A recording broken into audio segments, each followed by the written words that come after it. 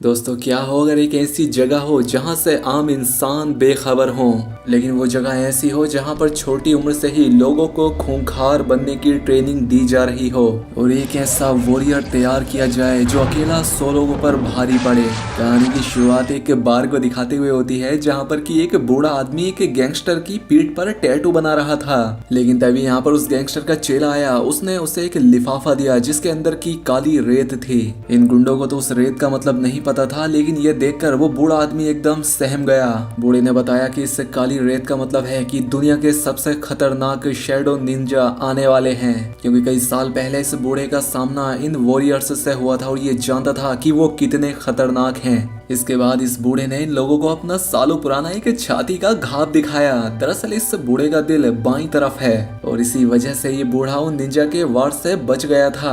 तभी अचानक इनमें से एक आदमी का सर उसके धड़ से अलग हो गया और यहाँ पर एक डर का सन्नाटा फैल गया। तभी एक तार ने यहाँ पर खड़े एक आदमी को ऊपर खींच लिया और उसका शरीर वापस टुकड़ों में नीचे आया। ये निंजाज शैडो निंजा थे जो कि अंधेरे में वार करते थे और कुछ ही समय में इन निंजा ने यहाँ पर मौजूद सभी लोगों का खात्मा कर दिया, जिसके बाद हमने एक निंजा को अंधेरे से बाहर निकलता हुआ देखा। खैर, अब इसके बाद हमें जापान की ओजोनो पीढ़ी की कहानी बताई गई। ये खूंखार निंजास की पीढ़ी है जिनका सरदार है लॉर्ड ओजोनो।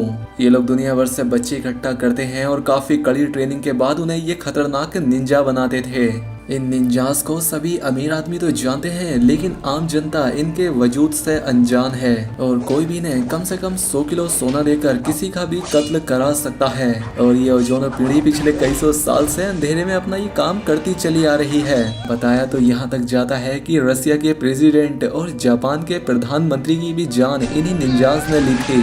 खैर, अब एक दिन लॉर्ड ओजोनो राइजो नाम के एक बच्चे को यहाँ लाए, क्योंकि इस बच्चे के पेरेंट्स ने इसे लावारिस ही छोड़ दिया था, इसीलिए ओजोनो इसे अपने साथ यहाँ ले आया। ओजोनो ने उस बच्चे के टैलेंट को पहचान लिया कि ये आगे चलकर ओजोनो पीढ़ी का सरदार बनेगा और अब इसीलिए 10 साल की उम्र में उसकी सख्त ट्रेनिंग शुरू कर दी गई। उसके शरीर पर काफी सारे घाव थे जो कि उसकी ट्रेनिंग में की गई गलतियों की सजा थी। इन लोगों के हिसाब से कि निंजा को हमेशा छिपकर रहना चाहिए, इसलिए राइजो को लकड़ी की जमीन पर चलाया जाता और अगर हल्की सी भी क्रैक की आवाज आती तो ओजोनो जोर से उसके तलवों पर वार करता। और रात में जब वो ठीक से सो भी नहीं पा रहा था तो किमिको नाम की एक लड़की ने यहाँ आकर उसके घाव पर मरहम लगाया। वो भी यहाँ पर निंजा बनने की ट्रेनिंग ले रही थी, लेकिन यहाँ पर सिखाया जाता कि अपने अंदर से किसी भी तरह के इमोशंस को निकाल कर फेंक दो। लेकिन किमिको बाकियों से अलग थी, उसे किसी को भी मारना गलत लगता था। अब जैसे जैसे वक्त बीता राइजो और किमिको बड़े हो गए, लेकिन अभी भी इन दोनों में कोई खास बात नहीं हुई थी। ये दूर से ही एक दूसरे से बातें करते थे और अब राइजो इस ओजोनो पीढ़ी का सबसे काबिल योद्धा भी बन चुका था, लेकिन अपने सीनियर ताकिसी का सामना करते हुए वो हार गया, क्योंकि ताकिसी ने धोखे से उस पर वार किया था। उसे डांटने की जगह ताकिसो ने राइजो को ही कमजोर कहकर उसकी बेइज्जती कर दी। उसने अपनी उंगलियों से राइजो के पेट में जोरदार वार किया, जिससे वो दर्द से तड़पने लग गया। सुबह होने पर ओजोनो ने देखा कि राइजो एक बार फिर से अपनी ट्रेनिंग के लिए तैयार था। वो उसकी दिलचस्पी देखकर काफी इम्प्रेस हुआ। अब कुछ दिनों के बाद राइजो ने अपनी आंखों पर पट्टी बांधकर अपने सभी ओपोनेंट्स को हरा दिया, लेकिन किमिको को अभी भी ये मारामारी पसंद नहीं थी। राइजो उसे अक्सर समझाता कि अगर ओजोनो को ये पता लग गया तो वो तुम्हारा दिल निकाल लेगा, लेकिन किमिको ने उससे कहा लेकिन मेरा दिल तो तुम्हारे पास है, तो ये हो ही नहीं सकता।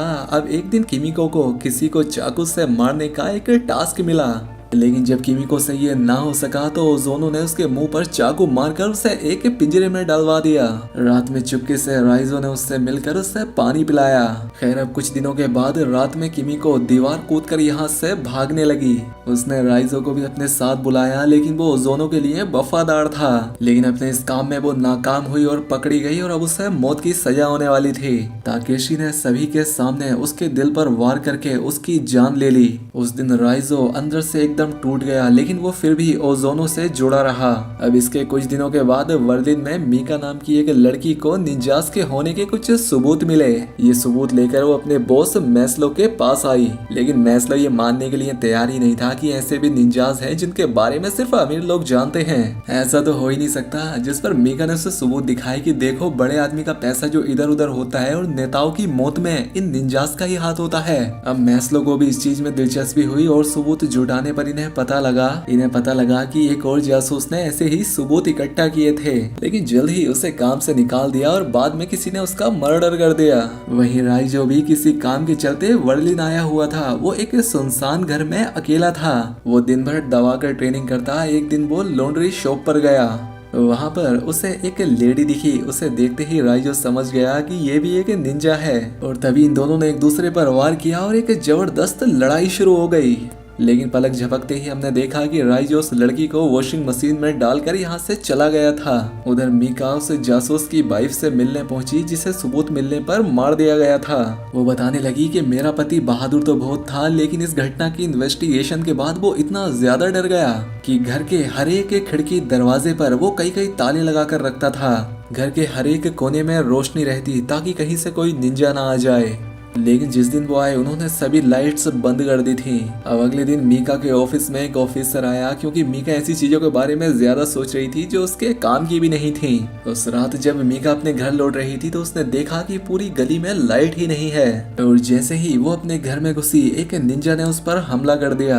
लेकिन हैरानी की बात थी कि एक दूसरे निंजा ने उसकी जान बचाकर बाकी सभी निंजास को खत्म कर डाला और ये कोई और नहीं बल्कि राइजो ही था। हमने देखा कि इससे पहले वाले मिशन पर राइजो ने अपना गुस्सा एक आदमी पर निकाला और बड़ी ही बेरहमी से उसे मार दिया और इस मिशन के बाद वो छत पर बाकी निंजास से मिलने गया था। लॉर्ड राइजो ने कहा कि हमें तुम पर गर्व है, लेकिन तभी राइजो ने उस पर अटैक कर दिया जिससे कि उसके आंख और चेहरे के चीथड़े मच गए। बाकी निंजास ने लीडर पर हमला करने की वजह से राइजो को बहुत सारा पीट कर छत से नीचे फेंक दिया, लेकिन खुशकिस्मती से राइजो पानी में गिरा और बच गया था। जिसके बाद से राइजो ने निंजास के खिलाफ काम करना शुरू कर दिया।